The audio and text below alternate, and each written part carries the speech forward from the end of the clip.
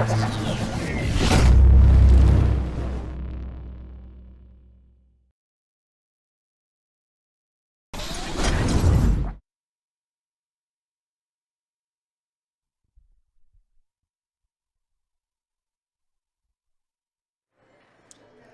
right, welcome back, everyone. We're back with the second set of the finals of the Scotch doubles at the Leather Pocket in Calgary, Alberta, Canada. Braynon and Warren won the first set. Shooting for the double dip. Trying to beat Mike and James twice here. A side was 10 ball on the 9-foot race to 5. Now we're over to what is the B side, both teams on one loss, playing 8 ball on the 7-foot. And it looks like big miss from Warren there is going to give Mike and James the first chance here in this last set. Looks like the 8 ball is down here by the 1 in this bottom right corner, so definitely a low ball run out. Open with the 6, gonna need to clear the 2 out of the way of the 3 would be the next goal. Let's probably see Mike shoot the 2 right now. Go back and forth. 5 is there. 7 will be the next somewhat troubled ball. We are live on Facebook and YouTube, guys. Make sure you're sharing that stream lots for us. Last match of the tournament. This is it. All she wrote. Def Toy jumping back in. Second set. First set was pretty exhilarating. Barn burner. And we saw Warren miss the opener. So a big chance for Mike and James to kind of retake the authority. Yeah, right, Blomley? Confusing. In this hall here, there is 8 9-foots and 8 7-foot diamonds.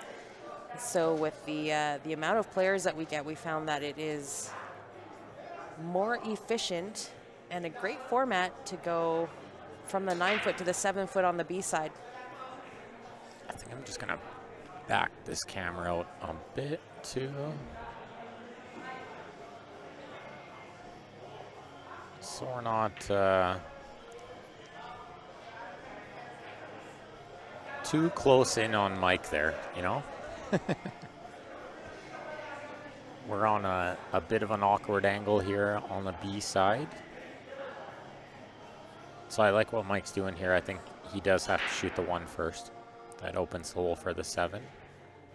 So they can kind of go like 1, 3, 5, 7, or 1, 3, 7, 5. The 3, 7, 5 would be ideal, but look at this. He did not want to be there. I think he's okay. I think James can still, he's either still got the 5 or he can cut the 7. Sean, this format is great because it actually keeps the tournament going. There's not a whole lot of wait time in between. You know, when you're limited by table numbers, you know, with the amount of players that we have, there's always a big wait time in between. So this definitely keeps it flowing. Players love this format. Well, and the other thing is that it kind of forces the players to change gears a little bit, you know, like the players that are, you know, favored on the 9-foot are not necessarily the players that are favored on the 7-foot. That's right. And vice versa, so. And what a shot from James there. Just flicked the 8 and made the 7 and got perfect on the 5, and Mike's got him absolutely perfect on the 3. Just enough angle. This will be a 1-0 lead. Mike and James only racing to 4 on the B side here, so I think this is going to be pretty quick.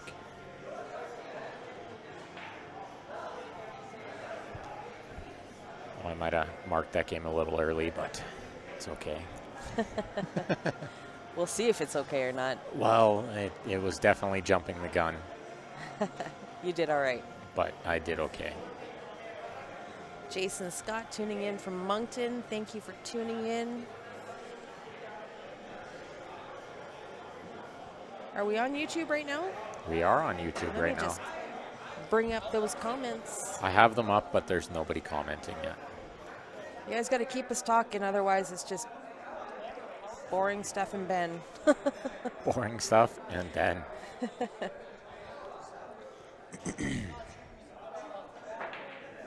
alternate break here, racing to 4. So we've got Warren. Did I hit something? Rainin breaking next. No, you're good. You're good. All right, so it looks like Mike and James won the toss. They had first break. Rack number 2.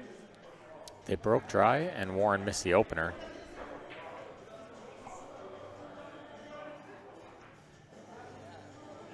And did Rainin hit second ball there?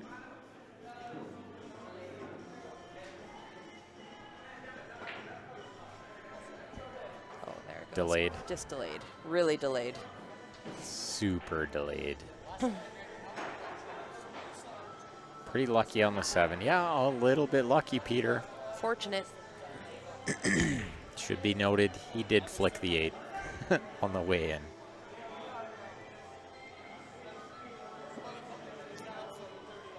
Yeah, that is confusing, Blomley. I get that. It's good to be confident, you know? Busted. I had faith. You know, Unfortunately. the teams today were really tough.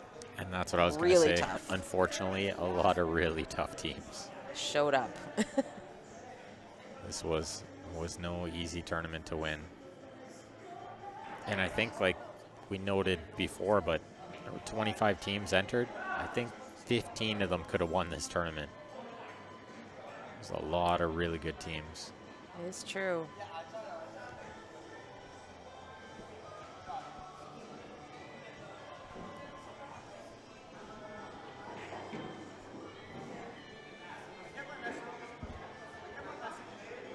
Little action going on in the background, they say. Oh no, look at this. He definitely did not want to rub that. This could be really big for Mike and James if Warren can come with a big pot on the 4 here. Such a hard shot. That was tough. And he caught the horn on the side pocket. So Brennan, Ben was actually playing with my teammate Len. There's only so many players that Ben can play with because his Fargo is so high. The cap here is 1260. Ben's taking up 727 of it. 5-ish of it. So we round down to 720 to say that I can afford a 540. But you know, you guys, like this format has worked really well for us here. The players really love it. It evens out the playing field a little bit with the Fargo cap. Well, and I'm lucky that I can still afford a partner. Yes. You know, that plays well. Decent, yeah. Really well. Yeah. And she played awesome today. She played so good.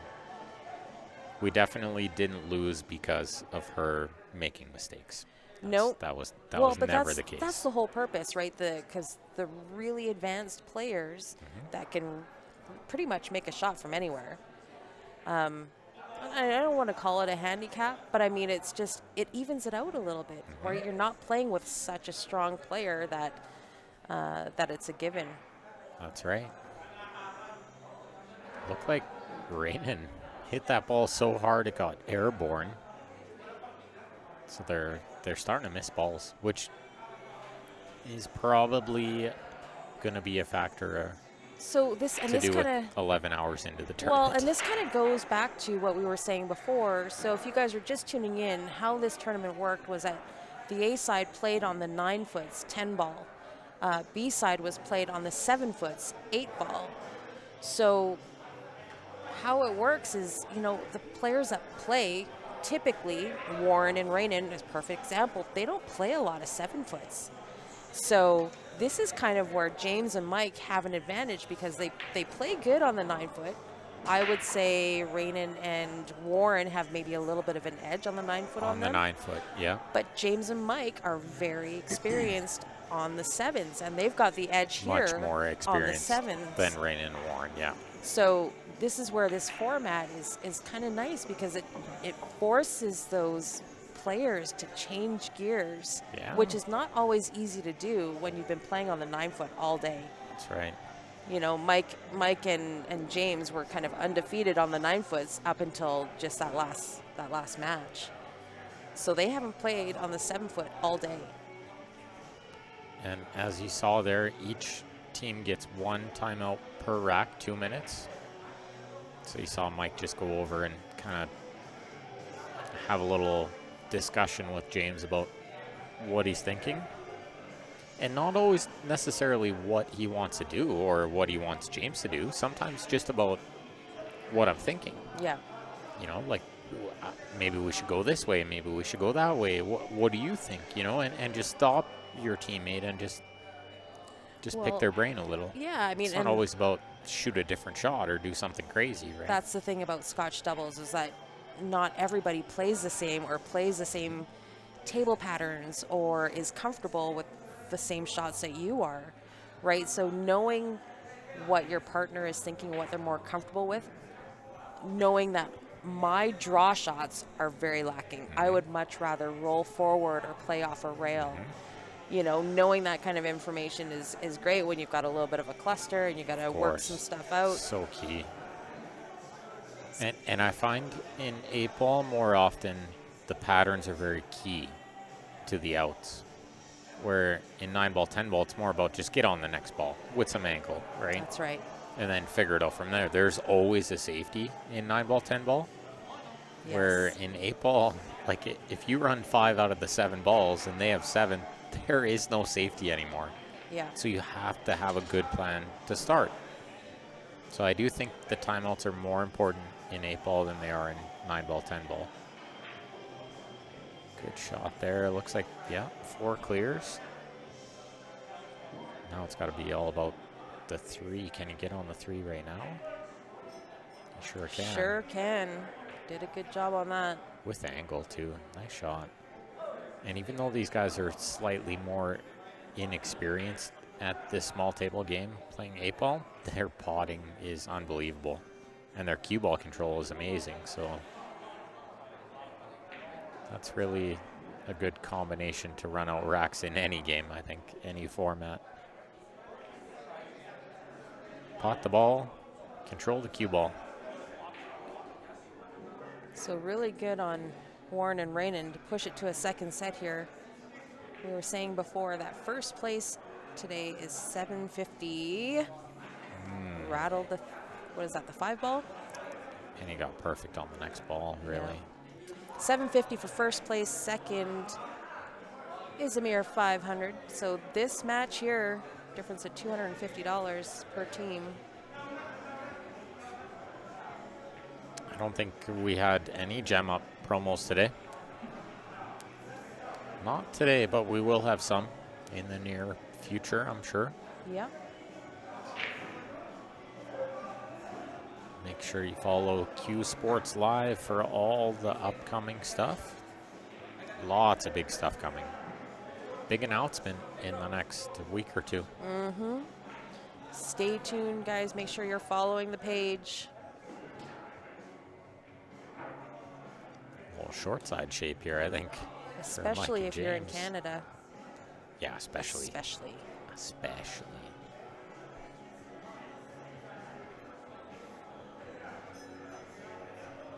So they're just trying to work out a plan for the next ball, really. I mean, he can make what I think is this the 11 ball or the 13 that he's on right now. I think he can make that in the top left. The question is, what is the next ball? He can't really jack up and stun it in to play the 9 in the side next, and he can't really follow through. Now he's looking at way underneath it. Yeah, those 2 balls, the 10, the 15 near the rack spot, that's a huge problem for them. you might almost get in a spot where you could combo in the 5. I think that's the 5 that's hanging, and like play a safe, right? I feel like if he could just get the cue ball, roll the cue ball up to like the side pocket, that 10 ball goes to the top right. I think he's on a funny angle here where that's maybe not quite on. That's why he's looked at it for a while. It's hard to tell on this kind of sideways angle. Oh, he's going for the 9. Oh, that seems like a brave shot. Although, like I said, we're kind of on a weird angle, you know, where we can't exactly see where he is, right? They have a little bit of breathing room there, though, with the 1-0 lead, and they're breaking next. And the breaking 8 ball, should be noted, way more of a factor than 10 ball on the 9 foot. Breaking an 8 ball, guys of Mike's speed, they're probably, I want to say 60% run out when they're breaking. So you factor in what are their odds of winning the rack, it's pretty close to the 60%. They're either going to run out or they're going to lose the rack, right? That's right. So they can't be feeling horrible about losing this game. They just got to come with a big break here. Both these teams can run out racks. You know, like these guys run them all the time. Yeah, this will be a much different set than what we saw in the 10 ball, where it was more like tight safeties, you know, good positional play. That's the difference between 10 ball and 8 ball. Like 8 ball game is much more aggressive. Like you just go for it. Heavy on the break. It's really heavy break oriented. Cue ball control. Yeah, and just pick those small windows, pattern well. It's all about the order you shoot the balls in. 9 ball, 10 ball tends to be more about the safeties, the jumps, the kick safeties, the little intricacies of the game. Mike to break, he likes to smash this head ball. Watch this cue ball go about 3 feet in the air. He's not going to let up. Not at this time of night. I didn't go 3 feet. Only went about a foot. Oh, 4 ball. But that in the heart. squeaked by, everything went in. He did not get the contact he wanted there. See how kind of nothing went up table? Super tough layout. Really, they don't really have an opening shot on a low ball, do they? I don't think so. So that... Possible to cut the 7? I don't know if he's got the edge, but it's super risky. Certainly limited options here. Opener on high ball looks a little bit better. Cut the 12 in the side, 9 ball in the corner. Just getting that 13, which is by the 6, out of there. There's not many balls that can get that out of there for you, other than this ball right now. If you can cut this in the side and bash into those. I think it's so wicked thin angle from here, so he's going to be playing a 14. Yeah, you can open up that 13 from the 10, though, no? You can, but or if you have the right angle on the 15? The problem is you get the right angle on the 10. The 13 often wants to, like, double kiss or hit the 7 or just stay there. It's hard to get it out of there, you know? I guess, yep. You almost have to, like, get the 6 out of the way and somehow get shape on another ball, which is my first thought is when you break that out, what ball are you on? I like what he did. Go to the 15. There you now go. You can move it out, and you can be on another ball. When he goes into this, he's most likely on what I think is the 9, the ball near the red 3. There's our cue master, Nick Manuel. Nick's Cue Innovation. If you guys need some cue work, make sure you look up Nick. He's got a Facebook page. We'll work with you if you're local, and he will ship in and out of town for those of you who are not local. He's got lots of customers that do not live here in Calgary. Yeah, send us a message if you need his contact info. We'll hook you up. It's fantastic. Nick's wondering who won on the 9-foot. It wasn't the hot seat. Yeah, it was 5-3, Rainin and Warren taking the first set of this final. That's why we're watching another set. Second set Looked like on the 7-foot. a really good shot from James there that we missed. He broke that 13-0 nice, and he got on the 13, which is even more rare. Great chance for them. I think, let's see, 11 he's looking at by the 7 ball near the middle. I think that goes to the top right. Is he looking at the 10 between the 2-8? I think he is. I was looking at that. I'm like, no. And so if he can get straight on the 13 next, then it's a stop shot to get on what I assume is the 11 near the middle.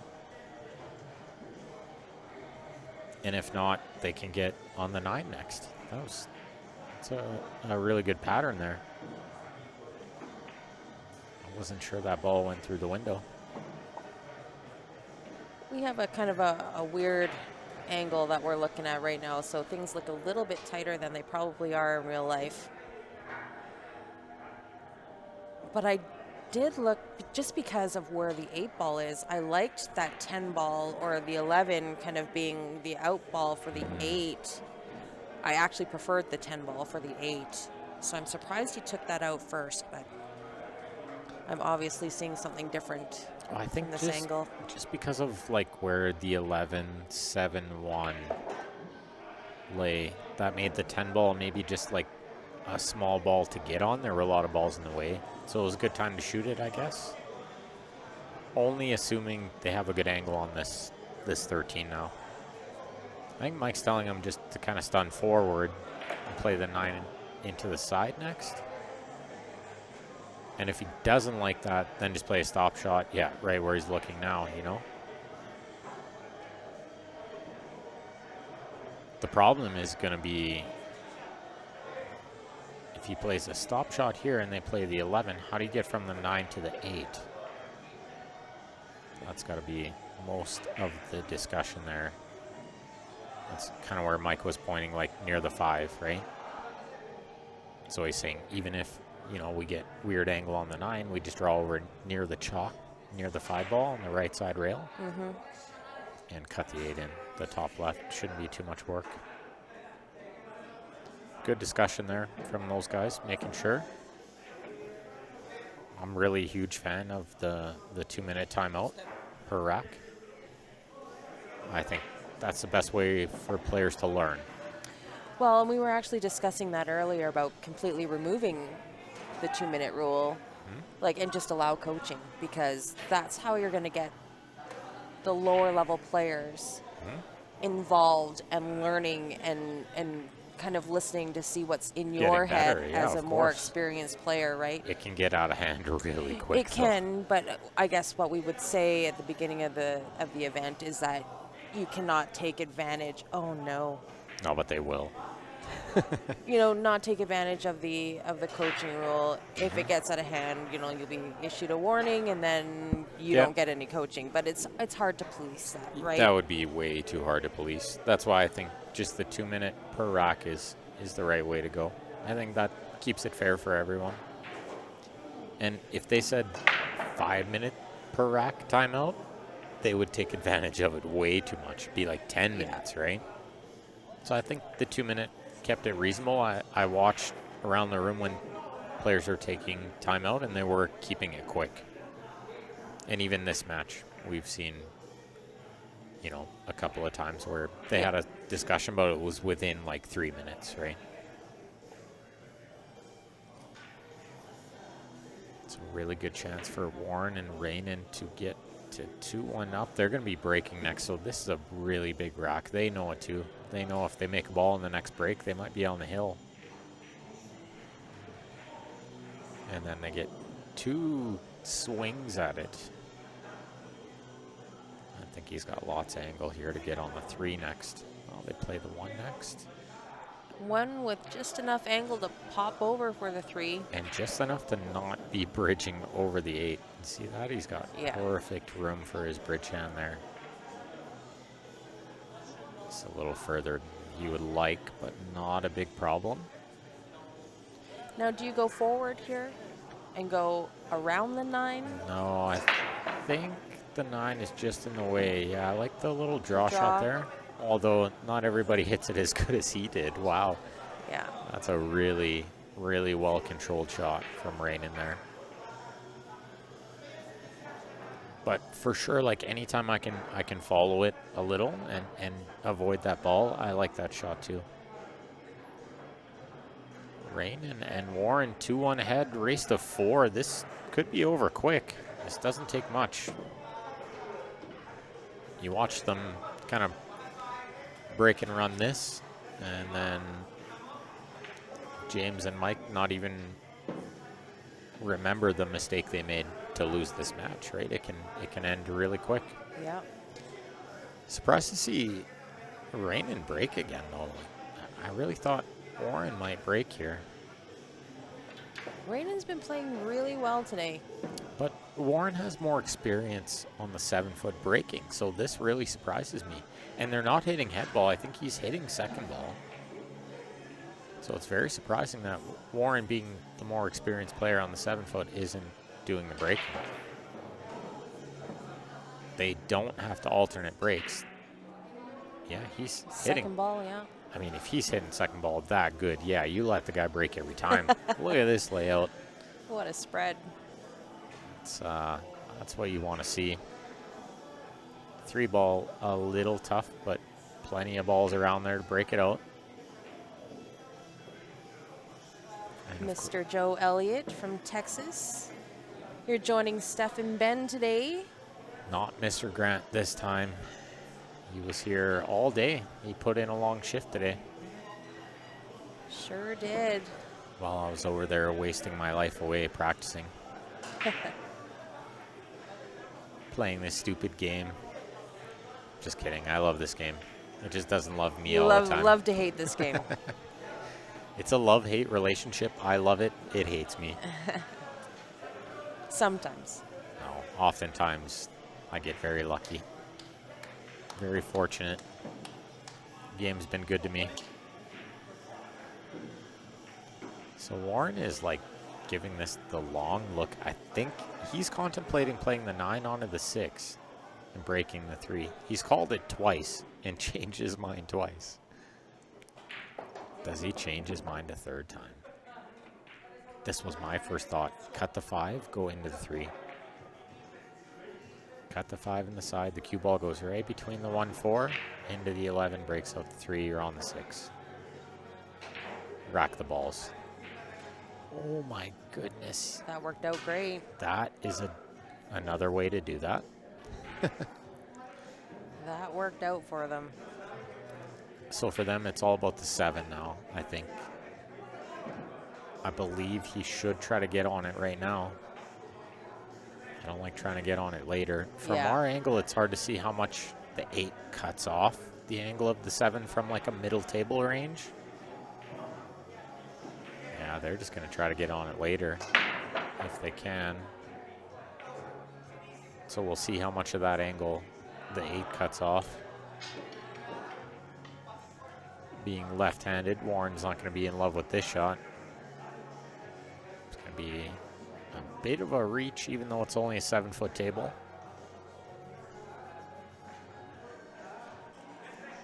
I'm fairly certain the 3 doesn't pass the 6, so it's not as easy as just rolling this 1 in.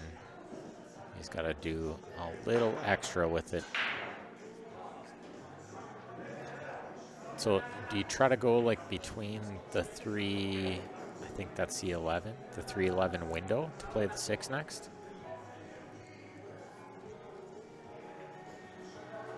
Pretty tight little spot, right?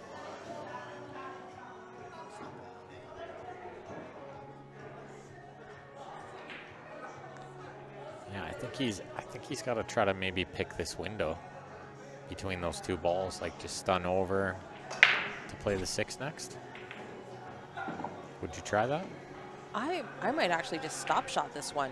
Yeah, and then Yeah, and pick the window between the 15-3. Is that what you're talking about? Yeah, I think, I don't know if that's the 15 near the rack spot or if I think it's maybe the 11, but yeah, that little window there between the stripe and the red ball. Yeah, so it's kind of like a stop. It might be like a little baby draw. Yeah, like that. I don't know why he looked at it so long, to be honest. I think it was the only shot. I don't think he was ever drawing like to the 4 ball or doing anything crazier than that. Didn't look like he had a whole lot of options there.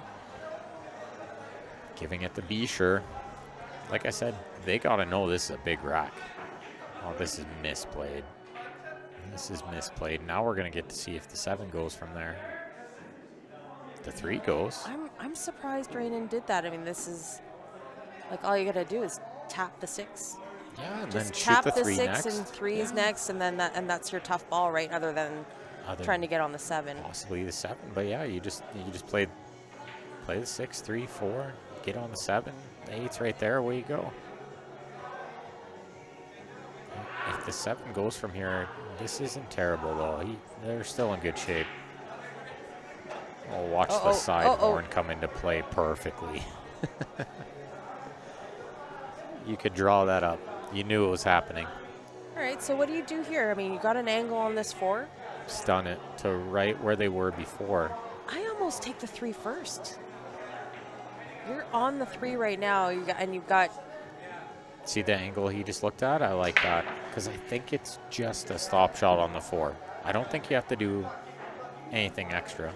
I don't know. But I don't necessarily mind shooting the 3 first. I just think it's a really delicate shot to get the siding correct.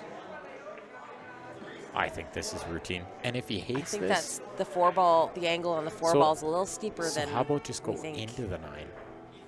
If it's that steep and you're going that full into it, maybe just go full into the 9.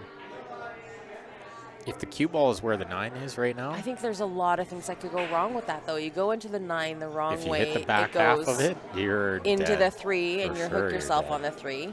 Oh my goodness, he went across the balls. That was the last thing I thought he would do. I feel like this is a much tougher shot than what the camera is showing. Just because of the side view, I think this is way thinner than what the camera shows it. But I still don't hate Warren's chances. It's such a big shot, though. And shape on the 8 is no gimme. Warren's really good at cutting balls. Oh, he rattles it in nice. And he's and he gives a little fist bump, like a little rub the 8.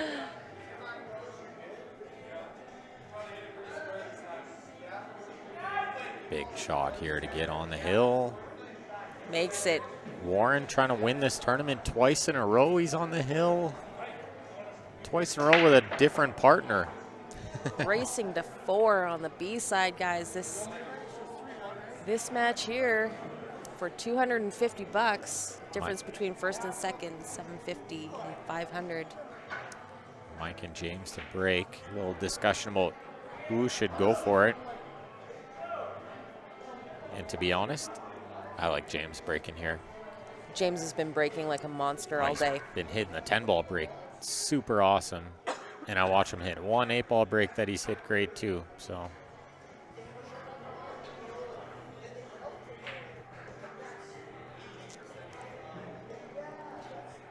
certainly still some shots to be played in this match. I'm not writing off Mike and James yet. These guys are fully capable of running a couple racks. Really, if I'm in their spot, I'm just hoping for like one mistake from my opponent. That's all I need. I win this match on one mistake from them. I just run this, they make a mistake, I run that, then I break and run, the match is over.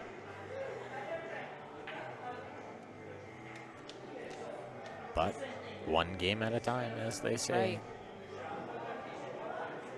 Hope I didn't curse his break. We don't do that, Mark.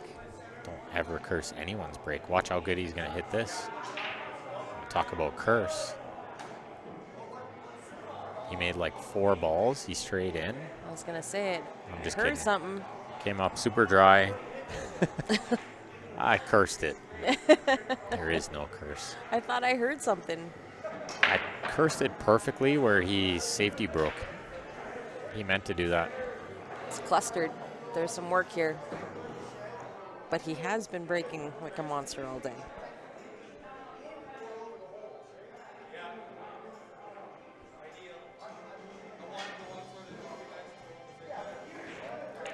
Combo to open.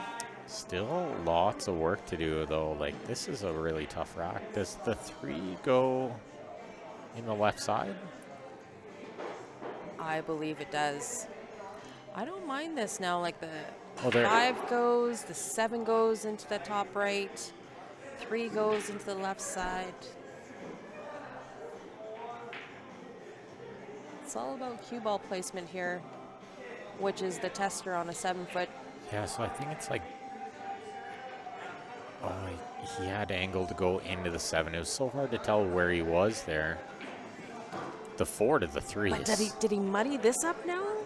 You know, the 1-6-7. Now is that all tougher? For sure, it's way harder than it was. The 4 to the 3 is like a super hard shot, though. Like, you have to go in between the 10-13 on the rail there, right where his hand was. That's a hard window to pick. And you have to land on the proper angle to get up table for the 6 next. I don't think the 7-1 combo lays that well.